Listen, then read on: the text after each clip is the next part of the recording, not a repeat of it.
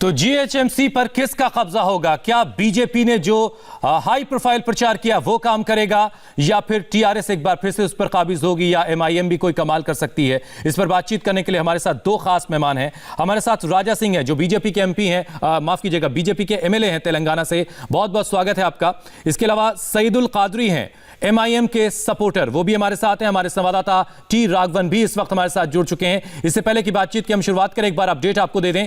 TRS इस वक्त 15 सीटों पर लीड कर रही है, बीजेपी 28 पर लीड कर रही है और दाहिनी और बाईं तरफ जो दो आप टैली देख रहे हैं उसमें हमने 5 लोकसभा सीटें जो है इस नगर निगम में आती हैं के इलाके में आती हैं, हैदराबाद, मेदक, मलकाजगिरी, सिकंदराबाद, चेवल्ला। इनके आंकड़े भी हम आपको लगातार दिखाते रहेंगे और नीचे के हिस्से में आप रिजल्ट देख पा रहे हैं 2016 का। 2016 में किस पार्टी ने कितनी सीटें हासिल की थी? 99 टीआरएस के खाते में गई थी, एमआईएम को 44 मिली थी, बीजेपी के खाते में सिर्फ 3 सीटें गई थी जबकि कांग्रेस सिर्फ 2 सीटें जीत पाई थी। हम अब शुरुआत कर रहे हैं आज की चर्चा की। राघवन, जो शुरुआती रुझान है पोस्टल बैलेट की जो गिनती चल रही है उसमें बीजेपी 28 सीटों पर लीड कर रही है टीआरएस की 15 के मुकाबले। ये एक बहुत ही बड़ी कामयाबी शुरुआती तौर पर कही जा सकती है बीजेपी के लिए। जी बिल्कुल हुसैन, एक बीजेपी के बड़े नेता का हमें मैसेज भी आया है। उन्होंने कहा कि देखिए किस तरह से हम पोस्टल बैलेट में लगभग दुगनी सीट पर टीआरएस से आगे चल रहे हैं। जो स्टेट इलेक्शन कमीशन है उनका ये कहना है कि अगले आधे घंटे में पोस्टल बैलेट की गिनती का काम शुरू हो जाएगा, उसके बाद रियल बैलेट जो है उसकी गिनती शुरू होगी। बहुत बड़ी बात यहाँ पर स्टेट इलेक्शन कमीशन से हुसैन ये भी कही जा रही है कि कम से कम 90 ऐसी सीटें हैं जहाँ पर पोलिंग परसेंटेज काफ़ी कम रहा है। तो हो सकता है कि 2 या 3 राउंड में ही इन 90 सीटों की गिनती पूरी हो जाए और नतीजे भी सामने आ जाए। तो एक बहुत बड़ी तस्वीर कह सकते हैं कि 12 बजे से पहले हमें मिल जाएगी। जिस तरह के रुझानों में पोस्टल बैलेट के बीजेपी आगे चल रही है बहुत एनकरेजिंग है। हम खड़े हैं चार मीनार पर, आप मेरे पीछे देख सकते हैं वो आइकॉनिक स्ट्रक्चर है, उसके बिल्कुल ठीक बगल में भाग्य लक्ष्मी का मंदिर है। तो क्या भाग्य लक्ष्मी माँ के आशीर्वाद लेने के बाद किस्मत बदल जाएगी? क्या बीजेपी का भाग्य बदल जाएगा? शुरुआती रुझानों में ऐसा नजर आने लगा है हुसैन। राघवन, क्या हम ये बता सकते हैं दर्शकों को ये 30 जो लीडिंग है जहां पर लीड कर रही बीजेपी, ये कौन कौन सी सीटें हो सकती, कहां के पोस्टल बैलेट्स हो सकते हैं, इस बारे में कुछ बता पाएंगे आप?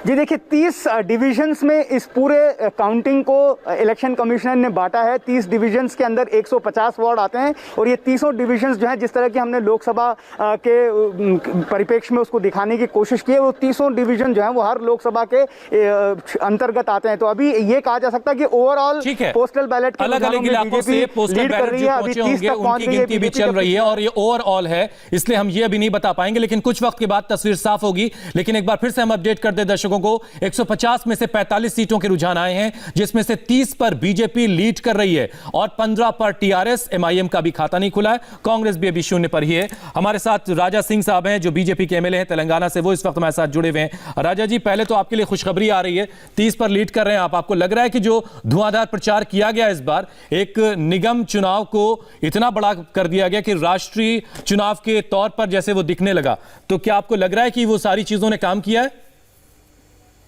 देखिए, पहले तो मैं आपको धन्यवाद प्रकट करता हूं जो आपने मुझे मेरी बात रखने का अवसर दिया। साथ ही साथ भारतीय जनता पार्टी के लिए कोई चुनाव छोटा नहीं होता और आज देख रहे हैं कि हम लोग यानी 25 सीट से हम लोग आगे चल रहे हैं। अभी तो पहली काउंटिंग स्टार्ट हुई, पहला राउंड चल रहा है।